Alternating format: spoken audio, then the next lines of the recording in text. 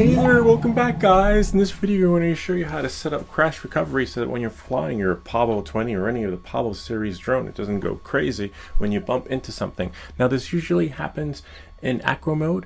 In angle mode it'll self-correct and work everything out on its own, but in acro, if you set crash recovery to on, everything will be good to go. And if you've been following me back in the day, you'll notice that before, when I would bump into the sofa, the drone would just go crazy all over the place. And once crash recovery was set to on, no more. So come, let's get started. I'm just going to push everything over here to make things just right for you. You're going to want to launch your beta flight, and see right over here where it says CLI. You're going to be in there, and there's a link to the description down below of the code you'll need. You just paste that in right down there, and then press return, and then type save. Okay, and then voila, and then you're done.